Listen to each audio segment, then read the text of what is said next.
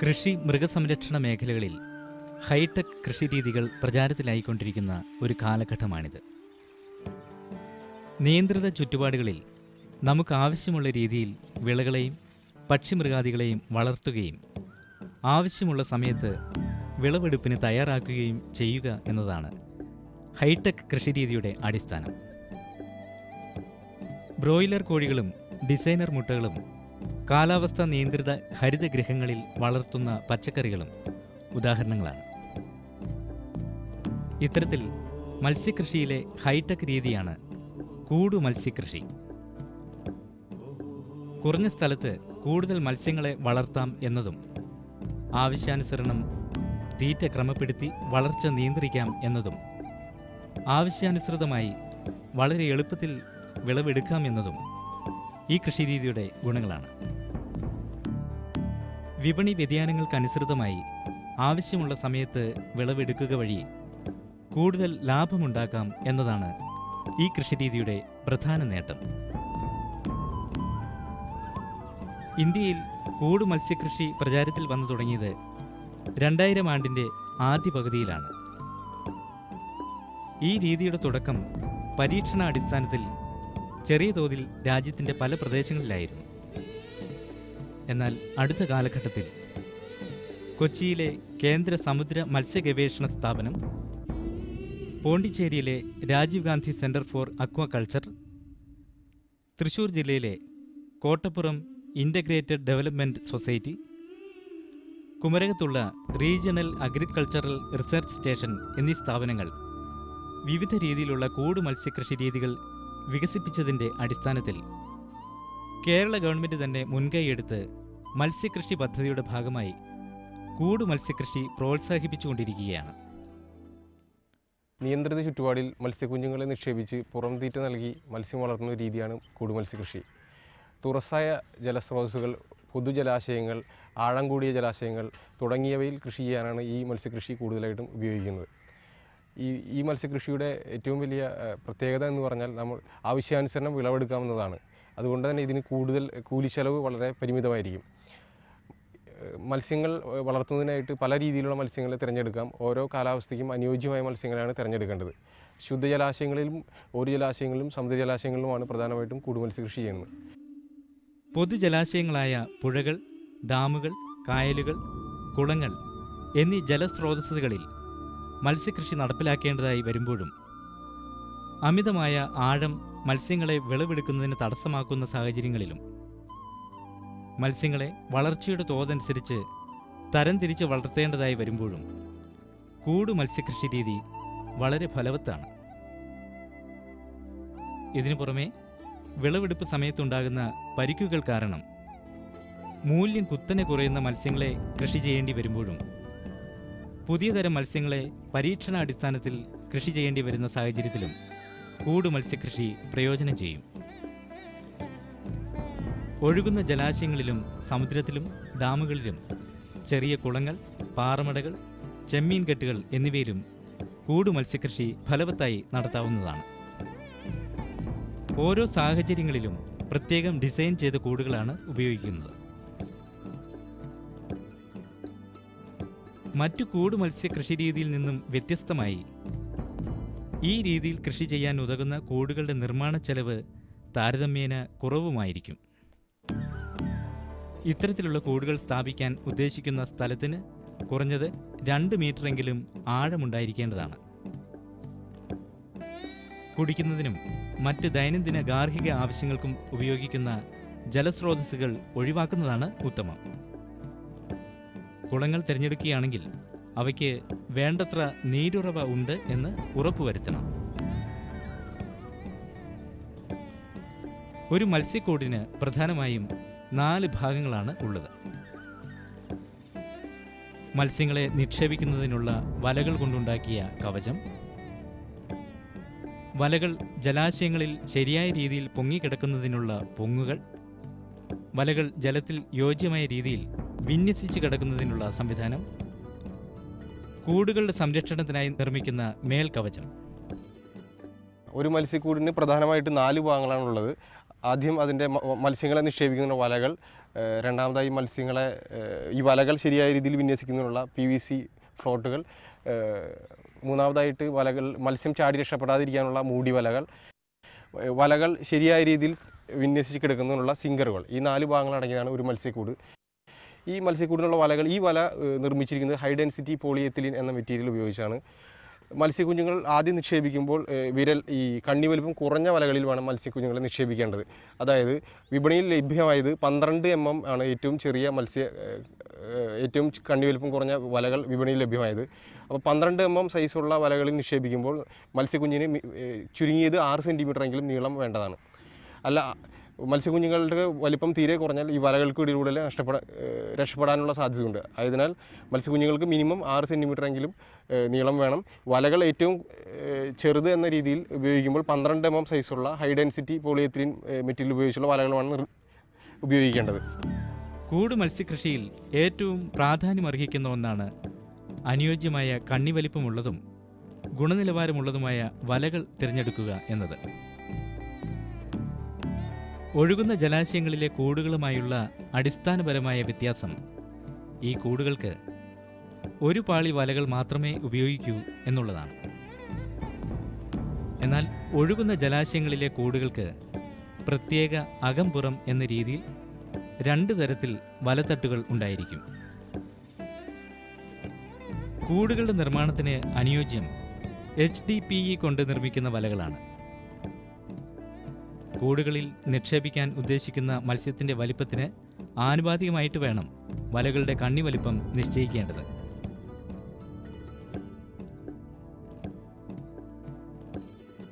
ഇത്തരത്തിലുള്ള റെഡിമെയ്ഡ് വലകൾ വിപണിയിൽ ലഭ്യമല്ല എങ്കിലും ആവശ്യാനുസരണം നമുക്കിത് വേണ്ട രീതിയിലും ഷേപ്പിലും നമുക്ക് മെൻഡ് ചെയ്തെടുക്കാവുന്നതാണ്. നമ്മളുടെ ഈ പ്രദർശന കൃഷിക്ക് ആവശ്യമായ വലകൾ നിർമ്മിച്ചത് എറണാകുളം ജില്ലയിലെ മത്സ്യഫെഡാണ്. നമ്മൾ ഓർഡർ കൊടുത്താൽ മതി, അവർ നമുക്ക് ആവശ്യപ്രകാരമുള്ള ഡയമെൻഷൻസ് എല്ലാം മെൻഡ് ചെയ്ത് തരുന്നതാണ്. ഒരു മത്സ്യക്കൂടിന് 2 മീറ്റർ നീളവും 2 മീറ്റർ വീതിയും 1.5 മീറ്റർ ആഴവും ഉണ്ടായിരിക്കുന്നതാണ് ഉചിതം. ജലസ്രോതസ്സിൻ്റെ ആഴത്തിനും വലിപ്പത്തിനും ആനുപാതികമായി വിവിധ വലിപ്പത്തിലും തരത്തിലുമുള്ള കൂടുകളിലും കൃഷി നടത്താവുന്നതാണ്. വൃത്താകൃതിയിലും ചതുരാകൃതിയിലും സമചതുരാകൃതിയിലും ഉള്ള കൂടുകൾ നിർമ്മിക്കാമെങ്കിലും സമചതുരാകൃതിയിൽ നിർമ്മിക്കുന്ന കൂടുകളാണ് കൂടുതൽ അനായാസമായി കൈകാര്യം ചെയ്യുന്നതിന് സാധിക്കുന്നത്. ആദ്യം ഒരു കൂട്ടിൽ, അതായത് 2 മീറ്റർ നീളം 2 മീറ്റർ വീതി 1.5 മീറ്റർ ആഴം ഉള്ള ഒരു കൂട്ടിൽ നമ്മൾ ഒഴുകുന്ന ജലാശയങ്ങളിലാണെങ്കിൽ 750 കുഞ്ഞുങ്ങളെയും, കെട്ടിക്കിടക്കുന്ന ഇതുപോലുള്ള കുളങ്ങൾ, പാറമടകൾ തുടങ്ങിയവയാണെങ്കിൽ അതിൽ 500 കുഞ്ഞുങ്ങളെയുമാണ് നിക്ഷേപിക്കുന്നത്. 500 കുഞ്ഞുങ്ങളെ നിക്ഷേപിച്ച് കഴിഞ്ഞ് 2 മാസത്തെ വളർച്ചയ്ക്ക് ശേഷം ഒരു കൂട്ടിലെ കുഞ്ഞുങ്ങളുടെ എണ്ണം കുറയ്ക്കേണ്ടതാണ്. ഇതിനെ തിന്നിങ് ഔട്ട് എന്ന് പറയും. അപ്പോൾ 500 കുഞ്ഞുങ്ങൾ എന്നത് നമ്മൾ 2 മാസം കഴിയുമ്പോൾ 300 കുഞ്ഞുങ്ങൾ എന്ന ക്രമത്തിൽ 2 കൂടുകളിലേക്ക് മാറ്റേണ്ടതാണ്. ഈ സമയത്ത് വലകളും ചെറിയ കണ്ണി വലുപ്പമുള്ള വലകൾ മാറ്റി വലിയ കണ്ണി വലുപ്പമുള്ള വലകൾ ഉപയോഗിക്കേണ്ടതാണ്. ചുരുക്കത്തിൽ ഒരു കൂടുമത്സ്യ കൃഷിക്ക് ഒരു കൃഷി പൂർത്തിയാകുമ്പോൾ 2 സെറ്റ് വലയെങ്കിലും ആവശ്യമാണ്. ഒരു വലയ്ക്ക് 2 മീറ്റർ നീളം 2 മീറ്റർ വീതി 1.5 മീറ്റർ ആഴമുള്ള ഒരു വലയുടെ ഒരു ശരാശരി വില എന്ന് പറഞ്ഞാൽ 2250 രൂപയും, ഇതുപോലുള്ള ഒരു PVC പൈപ്പുകൾ കൊണ്ട് നിർമ്മിച്ച ഫ്ലോട്ട്, ഇതിൻ്റെ മൂടി, ഇതിൻ്റെ താന്നു കിടക്കുന്ന സിങ്കർ എന്നിവയ്ക്ക് എല്ലാം കൂടി 2250 രൂപ. അതായത് ഒരു മത്സ്യക്കൂടിന് ഏകദേശം 4500 രൂപയാണ് നമുക്ക് ആകെ ചിലവാകുക.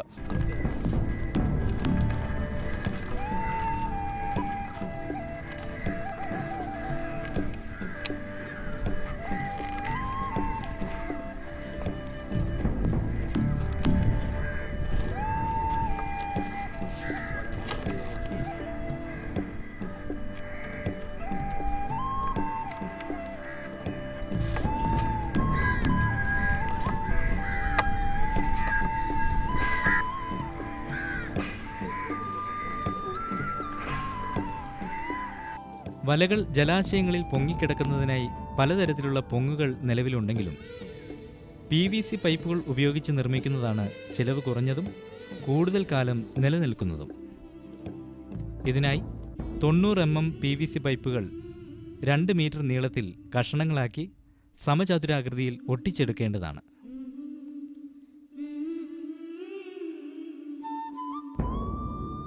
കൂട് നിർമ്മാണത്തിൽ വലകൾ ശരിയായ രീതിയിൽ വിന്യസിപ്പിച്ച് നിർത്തേണ്ടത് വളരെ പ്രധാനപ്പെട്ട ഒന്നാണ്. ശരിയായ രീതിയിൽ വലകൾ വിന്യസിച്ച് നിന്നാൽ മാത്രമേ മത്സ്യങ്ങൾക്ക് വളരുന്നതിനുള്ള സാഹചര്യം ഉണ്ടാവുകയുള്ളൂ. ഇതിനായി 32 mm വ്യാസമുള്ള PVC പൈപ്പിനെ 1.9 മീറ്റർ നീളത്തിലാക്കി മണൽ നിറച്ച് കൂട്ടി യോജിപ്പിച്ചെടുക്കേണ്ടതാണ്. PVC പൈപ്പുകളിൽ നിർമ്മിച്ച ഫ്ലോട്ടിൽ കെട്ടിയ വലകൾ നമ്മൾ കുളങ്ങളിൽ നിക്ഷേപിച്ചു. ഇനി അടുത്തതായി ചെയ്യേണ്ടത് ഈ വലകൾ ശരിയായ രീതിയിൽ ജലത്തിൽ വിന്യസിച്ച് നിൽക്കുന്നുള്ള സിങ്കറുകൾ ഇടുകയാണ് വേണ്ടത്. അതിനായി ഇവിടെ കാണുന്ന വിധത്തിൽ ഇത് PVC പൈപ്പും മണലും PVC 32 mm PVC pipe 2 metre അളവിൽ കട്ട് ചെയ്ത് എൽബോ വെച്ച് ജോയിൻ്റ് ചെയ്ത് അതിനകത്ത് മണൽ നിറച്ചാണ് നമ്മൾ ഈ സിങ്കറുകൾ ഉണ്ടാക്കിയിരിക്കുന്നത്. ഇവ അനായാസേന കൈകാര്യം ചെയ്യാൻ ഉതകുന്നതും കൂടുതൽ കാലം നിലനിൽക്കുന്നതുമാണ്. മണൽ നിറച്ച PVC പൈപ്പ് കൊണ്ടുണ്ടാക്കിയ ആങ്കർ വലയുടെ ഉൾഭാഗത്ത് താഴ്ത്തിവെച്ചാൽ കൂടിൻ്റെ വലയുടെ വിന്യാസം കൃത്യമാകും.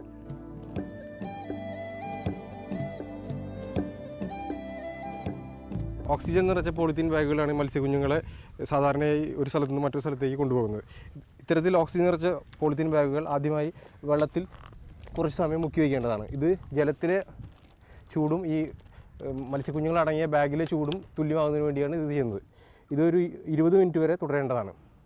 ഈ ജലാശയത്തിലെ താപനിലയും ഓക്സിജൻ നിറച്ച ബാഗുകളിലെ താപനിലയും തുല്യമായതിനു ശേഷം ജലാശയത്തിലെ വെള്ളം കുറേശ്ശെയായി ഈ കവറിലേക്ക് ഒഴിച്ച് ഈ ജലാശയത്തിലെയും ഈ ഓക്സിജൻ പാക്ക് ചെയ്ത കവറിലെയും ജലത്തിലെ മറ്റ് പാരാമീറ്റർ എല്ലാം തുല്യമാക്കേണ്ടതാണ്.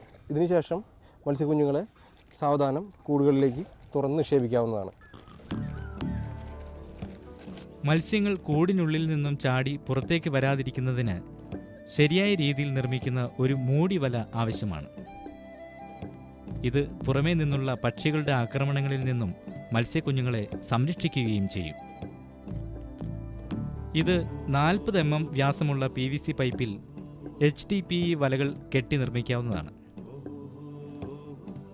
2 മീറ്റർ സമചതുരാകൃതിയിൽ നിർമ്മിച്ച കവചം ഉണ്ടാക്കുന്നതാണ് ഉചിതം. കെട്ടിക്കിടക്കുന്ന ജലാശയമാണെങ്കിൽ 1 മീറ്റർ ക്യൂബ് വ്യാസത്തിൽ വിരൽ വലിപ്പമുള്ള 40 കുഞ്ഞുങ്ങളെയും, ഒഴുകുന്നതോ തുടർച്ചയായ നീരുറവ ഉള്ളതോ ആയ ജലാശയമാണെങ്കിൽ പ്രതി മീറ്റർ ക്യൂബ് വ്യാസത്തിൽ 75 കുഞ്ഞുങ്ങളെ വരെയും കൂടുകളിൽ നിക്ഷേപിച്ച് വളർത്താവുന്നതാണ്. ശുദ്ധജലാശയങ്ങളിൽ കരിമീൻ, തിലാപ്പിയ, കാളാഞ്ചി എന്നീ മത്സ്യങ്ങളെയും, കായൽ ജലാശയങ്ങളിൽ ഇവയ്ക്ക് പുറമെ തിരുത, ചെമ്പല്ലി എന്നിവയെയും ഇതേ രീതിയിൽ കൃഷി ചെയ്യാവുന്നതാണ്. കൂടുകളിൽ മത്സ്യങ്ങളെ നിക്ഷേപിച്ച് കഴിഞ്ഞ് 24 മണിക്കൂറിന് ശേഷം തീറ്റ കൊടുത്ത് നൽകാവുന്നതാണ്. തിരി രൂപത്തിലുള്ള തീറ്റ, ഫാക്ടറി തീറ്റ മാർക്കറ്റിൽ ലഭ്യമാണ്. കുഞ്ഞുങ്ങളെ കൂടുകളിൽ നിക്ഷേപിച്ച് കഴിഞ്ഞാൽ ആദ്യമായി 1 mm സൈസുള്ള തീറ്റയാണ് നൽകേണ്ടത്. അതിനുശേഷം 1 മാസത്തിന് ശേഷം 2 mm, മത്സ്യങ്ങളുടെ വളർച്ചയ്ക്കനുസരിച്ച് 3 mm, 4 mm, 5 mm, 7 mm എന്നീ സൈസുകളിൽ ഉള്ള തീറ്റയും നൽകാവുന്നതാണ്. മാർക്കറ്റിൽ ലഭ്യമായ ഈ തീറ്റയ്ക്ക് കിലോന് 35 രൂപ മുതൽ 40 രൂപയാണ് വില വരുന്നത്. തിരി രൂപത്തിലുള്ള തീറ്റ ലഭ്യമല്ലാത്ത സാഹചര്യങ്ങളിൽ ഫാം മെയ്ഡ് ഫീഡും നമുക്ക് തീറ്റയായി നൽകാവുന്നതാണ്. ഇത്തരത്തിൽ തീറ്റ തയ്യാറാക്കുമ്പോൾ അതിനകത്ത് കപ്പലണ്ടി പിണ്ണാക്ക്, തേങ്ങപ്പിണ്ണാക്ക്, ഗോതമ്പ് തവിട്, അരിത്തവിട്, കപ്പപ്പൊടി എന്നീ റോ മെറ്റീരിയൽസ് ഉപയോഗിക്കാവുന്നതാണ്. അത്തരത്തിൽ തീറ്റ നൽകുമ്പോൾ ചെറിയ ഫീഡ് ട്രേ ഈ കൂടുകളിൽ നിക്ഷേപിച്ച് ആ ഫീഡ് ട്രേയിൽ വേണം തീറ്റ നൽകേണ്ടത്. അല്ലാത്ത പക്ഷം തീറ്റ നേരെ താഴേക്ക് പോകുന്നതാണ്. ഇതിനായി നമുക്ക് 1 അടി നീളത്തിലും 1 അടി വീതിയിലും ഉള്ള ചതുരാകൃതിയിലുള്ള പ്ലാസ്റ്റിക് ട്രേകളോ അല്ലെങ്കിൽ ഇത്തരത്തിൽ മരത്തിൻ്റെ ഫ്രെയിമും പ്ലാസ്റ്റിക് നെറ്റും ഉപയോഗിച്ച് നിർമ്മിച്ച ഫീഡ് ട്രേകളും ഉപയോഗിക്കാവുന്നതാണ്. ഇത്തരത്തിലുള്ള ഫീഡ് ട്രേ കൂടുകളിൽ ഇറക്കി വെച്ച് തീറ്റ ഈ ഫീഡ് ട്രേയിൽ വീഴാൻ കണക്കാക്കി ഇട്ട് കൊടുക്കേണ്ടതാണ്. മത്സ്യങ്ങളെ കൂടുകളിൽ നിക്ഷേപിച്ച് കുറഞ്ഞത് 12 മണിക്കൂറിന് ശേഷം മാത്രം തീറ്റ കൊടുത്തു തുടങ്ങിയാൽ മതിയാകും. കൂട് മത്സ്യകൃഷി രീതിയിൽ മത്സ്യങ്ങൾക്ക് കൃത്യമായ രീതിയിലും അളവിലും പോഷകങ്ങളെല്ലാം അടങ്ങിയ തീറ്റ നൽകേണ്ടതാണ്. ഇവയ്ക്ക് പ്രകൃത്യാ മറ്റു തരത്തിലുള്ള പുറം തീറ്റ ലഭിക്കുന്നതിനുള്ള സാധ്യത കുറവാണ്. അതിനാൽ വിപണിയിൽ ലഭ്യമായ തിരി രൂപത്തിലുള്ള ഫാക്ടറി തീറ്റകൾ നൽകുന്നതാണ് ഉത്തമം. ഇവ ലഭ്യമല്ലാത്ത സാഹചര്യത്തിൽ തവിട്, കപ്പലണ്ടി പിണ്ണാക്ക് എന്നിവ 1:1 എന്ന അനുപാതത്തിൽ കലർത്തി തയ്യാറാക്കുന്ന തീറ്റയും നൽകാവുന്നതാണ്. ഇത്തരത്തിൽ തീറ്റ തയ്യാറാക്കുമ്പോൾ കുറഞ്ഞ അളവിൽ മീൻപൊടി, സോയാബീൻ പൊടി എന്നിവ ചേർത്താൽ മത്സ്യങ്ങളുടെ ത്വരിതമായ വളർച്ചയ്ക്ക് അത്യാവശ്യമായ സൂക്ഷ്മ പോഷകങ്ങൾ ലഭിക്കുന്നതാണ്. മത്സ്യങ്ങൾക്ക് പ്രതിദിനം നൽകേണ്ട തീറ്റയുടെ അളവ് അവയുടെ ശരീരഭാരത്തിന് ആനുപാതികമായിട്ട് വേണം നിശ്ചയിക്കേണ്ടത്. മത്സ്യകൃഷിയുടെ ആദ്യ പാദത്തിൽ ചെറിയ കുഞ്ഞുങ്ങൾക്ക് നൽകുന്ന തീറ്റയിൽ കുറഞ്ഞത് 30% മാംസ്യം അടങ്ങിയിരിക്കുന്നതാണ് ഉചിതം. എന്നാൽ വളർച്ച 100 ഗ്രാമിന് മുകളിലായാൽ മീൻ തീറ്റയിലെ മാംസ്യത്തിൻ്റെ തോത് കുറച്ച് 22% ആക്കാവുന്നതാണ്. മറ്റ് മത്സ്യകൃഷി രീതിയിൽ നിന്നും വിഭിന്നമായി കൂട് മത്സ്യകൃഷിയിൽ മത്സ്യങ്ങളുടെ വളർച്ച, ആരോഗ്യ നിലവാരം എന്നിവ അടുത്തറിയുന്നതിന് സാധിക്കുന്നതാണ്. സമയാസമയങ്ങളിൽ കൂട്ടിലെ വലകൾ കഴുകി വൃത്തിയാക്കിയില്ലെങ്കിൽ വലകളുടെ കണ്ണികൾക്കിടയിൽ ചെളിയും മറ്റ് പാഴ്വസ്തുക്കളും അടിഞ്ഞുകൂടി ജലപ്രവാഹം തടസ്സപ്പെടുന്നതിന് കാരണമാകുന്നതാണ്. അതിനാൽ മത്സ്യം കൂടുകളിൽ നിക്ഷേപിച്ച് 15 ദിവസത്തെ ഇടവേളയിൽ ഒരിക്കൽ എന്ന ക്രമത്തിൽ വലകൾ കഴുകി വൃത്തിയാക്കേണ്ടതാണ്. ഇങ്ങനെ ജലപ്രവാഹം സുഗമമായി നടക്കുന്നത് വഴി മാലിന്യവും മറ്റ് മത്സ്യവിസർജ്യങ്ങളും അടിഞ്ഞുകൂടാതെ കൂടുകളും മത്സ്യങ്ങളും സംരക്ഷിക്കപ്പെടുന്നതാണ്. കൂടാതെ മത്സ്യങ്ങളുടെ വളർച്ചയ്ക്ക് ആനുപാതികമായി കണ്ണി വലിപ്പം കൂടിയ വലകൾ കൊണ്ട് നിർമ്മിച്ച കൂടുകളിലേക്ക് മത്സ്യങ്ങളെ മാറ്റുന്നത് അവയുടെ വളർച്ച ത്വരിതപ്പെടുത്തുന്നതിന് സഹായകരമാകുന്നതുമാണ്. ഓരോ തരം മത്സ്യങ്ങൾക്കും വളരുന്നതിനുള്ള കാലയളവ് വ്യത്യാസപ്പെട്ടിരിക്കും. കരിമീന് 8 മുതൽ 10 മാസത്തെ വളർച്ച അത്യാവശ്യമാണ്. എന്നാൽ തിലാപ്പിയ മത്സ്യങ്ങൾ ഇത്രയും കാലയളവ് കൊണ്ട് 500 ഗ്രാമും, കാളാഞ്ചി, ചെമ്പല്ലി മത്സ്യങ്ങൾ 700 ഗ്രാമും, തിരുത 500 ഗ്രാം വരെയും വലിപ്പം വയ്ക്കുന്നതാണ്. കൊച്ചിയിലെ കേന്ദ്ര സമുദ്ര മത്സ്യ ഗവേഷണ സ്ഥാപനത്തിന് കീഴിൽ പ്രവർത്തിക്കുന്ന എറണാകുളം ജില്ലാ കൃഷിവിജ്ഞാന കേന്ദ്രത്തിൻ്റെ ആഭിമുഖ്യത്തിൽ കൂട് മത്സ്യകൃഷിയെക്കുറിച്ചുള്ള പരിശീലന പരിപാടികൾ നടത്താറുണ്ട്. ഞാറയ്ക്കലുള്ള എറണാകുളം കൃഷിവിജ്ഞാന കേന്ദ്രത്തിൻ്റെ മേൽനോട്ടത്തിൽ കൂട് മത്സ്യകൃഷി പരീക്ഷണാടിസ്ഥാനത്തിൽ നടത്തുന്ന ഫാമുകൾ ജില്ലയിൽ പലയിടങ്ങളിലുമുണ്ട്. അത്തരത്തിലുള്ള ഒരു ഫാമാണ് ശ്രീ AM നിസാർ മുനമ്പത്തിനടുത്ത് പള്ളിപ്പുറം കോവിലകത്തും കടവ് എന്ന സ്ഥലത്ത് നടത്തുന്ന മത്സ്യകൃഷിയും പശു വളർത്തലും ബന്ധിപ്പിച്ചുകൊണ്ടുള്ള ഈ സംരംഭം. 18 കൊല്ലമായി ഈ കർഷകൻ സ്വന്തം ഉടമസ്ഥതയിലുള്ളതും പാട്ടത്തിനെടുത്തതുമായ സ്ഥലത്ത് മത്സ്യകൃഷി നടത്തി വരികയാണ്. മത്സ്യത്തിൻ്റെ മൊത്ത കച്ചവടവും നിസാറിൻ്റെ മുഖ്യ വരുമാന മാർഗമാണ്. 18 വർഷത്തോളമായി ഫാം തുടങ്ങിയിട്ട്. ചെമ്മീനെ ഡിപ്പെൻഡ് ചെയ്താണ് ആദ്യം തുടങ്ങിയെങ്കിലും ചെമ്മീന് പല വിധത്തിലുള്ള രോഗങ്ങൾ കാരണം അത് പിന്നീട് ചെമ്മീൻ നഷ്ടത്തിലേക്കായതുകൊണ്ട് പിന്നീട് മത്സ്യം കൂടുതലിട്ടിട്ടുള്ള ഒരു കൃഷി രീതി അവലംബിച്ച് അതിനുശേഷം ഈ കൃഷി വളരെ ലാഭകരമായിട്ട് പോകുന്നുണ്ട്. കൂടാതെ ജനങ്ങൾക്ക് ആവശ്യമായ രീതിയിലുള്ള നല്ല മീൻ ആവശ്യത്തിന് നമ്മൾക്ക് യാതൊരു മായം കൂടാതെ ആവശ്യമനുസരിച്ച് സപ്ലൈ ചെയ്യാൻ സാധിക്കുന്നുണ്ട്. പിന്നെ കേരളത്തിൻ്റെ വിവിധ ഭാഗങ്ങളിൽ നിന്നും ഇന്ത്യയുടെ പല സ്ഥലങ്ങളിൽ നിന്നും ഫാർമേഴ്സിനും അതുപോലെ വിദ്യാർത്ഥികൾക്കും വേണ്ടിയുള്ള ട്രെയിനിങ് എല്ലാം ഇവിടെ നമ്മൾ വളരെ സൗജന്യമായി ചെയ്തു കൊടുക്കുന്നുണ്ട്. മറ്റുള്ള അക്വാകൾച്ചർ, പിന്നെ ഫിഷറീസ് യൂണിവേഴ്സിറ്റി, അങ്ങനെ പല സ്ഥാപനങ്ങളിൽ പിന്നെ ഇന്ത്യയിലെ വിവിധ മേഖലയിൽ ഈ അക്വാകൾച്ചറുമായിട്ട് ബന്ധപ്പെട്ടുള്ള കർഷകർക്ക് വേണ്ടിയുള്ള ട്രെയിനിങ് എല്ലാം ഇവിടെ നമ്മൾ സൗജന്യമായിട്ട് ചെയ്തു കൊടുക്കുന്നുണ്ട്. മത്സ്യകൃഷിയോടൊപ്പം ഒരു ഡയറി ഫാം കൂടി വികസിപ്പിക്കുവാനുള്ള പരിശ്രമത്തിലാണ് ഇപ്പോൾ. ഫാമിൽ നിന്നുള്ള ബാക്കി ഭക്ഷണവും മറ്റ് പാഴ്വസ്തുക്കളും കുളത്തിലെ മത്സ്യങ്ങൾക്ക് തീറ്റയാകുന്നു എന്ന പ്രത്യേകതയുമുണ്ട്. പാലുൽപാദനം ഇപ്പോൾ കാര്യക്ഷമമായി നടക്കുന്നു. കഠിനാധ്വാനിയും ശ്രദ്ധാലുവുമായ ഈ പുരോഗമന കർഷകൻ ഈ രംഗത്ത് നടക്കുന്ന പരിവർത്തനങ്ങളെയും പരീക്ഷണങ്ങളെയും സ്വാഗതം ചെയ്യുന്നു എന്നത് ശ്രദ്ധേയമാണ്. ഫാം വികസിപ്പിക്കുവാനുള്ള പരിശ്രമത്തിലാണ് ഇന്ന് നിസാർ. മീനെ സംബന്ധിച്ചോളം മീനിൻ്റെ വളർച്ചയ്ക്ക് പശുവിൻ്റെ ഈ തൊഴുത്ത് കഴുകിയിടുമ്പോൾ ഉണ്ടാകുന്ന ഡിസ്ചാർജ് ഇതിലേക്ക് വിടുന്നതുകൊണ്ട് ഈ വെള്ളത്തിലുള്ള പ്ലവങ്ങളുടെ ഉൽപ്പാദനം കൂടും. ഈ പ്ലവങ്ങളുടെ ഉൽപ്പാദനം കൂടുന്നതുകൊണ്ട് മീനിൻ്റെ പ്ലവങ്ങൾ എന്ന് പറഞ്ഞാൽ മീനിൻ്റെ ഒരു നേച്ചുറലായിട്ടുള്ളൊരു ആഹാരമാണ്. അതുകൊണ്ട് ആ തൊഴുത്ത് കഴുകിയിടുന്ന ഈ വെള്ളത്തിൽ നിന്നുണ്ടാകുന്ന പ്ലവങ്ങളുടെ മീനിൻ്റെ വളർച്ചയ്ക്ക് അത് സഹായകമാണ്. അതുകൊണ്ട് ഇത് രണ്ടും പരസ്പര പൂരകങ്ങളായിട്ട് ആണ്. ആ ഉദ്ദേശത്തിലാണ് ഈ പശുവിൻ്റെ ഇതും കൂടി തുടങ്ങിയിട്ടുണ്ട്. കൂടാതെ ക്ഷീരമേഖലയിലൊരു നല്ലൊരു സംരംഭമായിട്ടാണ് ഇതിപ്പോൾ നമുക്ക് അവരെല്ലാം ഇപ്പോൾ അംഗീകരിച്ചിട്ടുണ്ട്. നിസാറിൻ്റെ കൃഷിയിടത്തിൽ കൃഷിവിജ്ഞാന കേന്ദ്രത്തിൻ്റെ പരീക്ഷണ മത്സ്യക്കൂടുകൾ വിന്യസിച്ചിരിക്കുന്നു. നല്ല വിജയകരമായി തന്നെ പരീക്ഷണം പുരോഗമിച്ചുകൊണ്ടിരിക്കുന്നു. KVKയുടെ പരിശ്രമങ്ങൾക്ക് പൂർണ്ണ സഹകരണമാണ് ഉത്സാഹിയായ ഈ കർഷകൻ നൽകുന്നത്. തൻ്റെ ഭാവി സംരംഭങ്ങളിൽ കൂട് മത്സ്യകൃഷിയുടെ സാധ്യതകൾ ഉപയോഗപ്പെടുത്താനുള്ള ഒരുക്കത്തിലാണ് നിസാർ.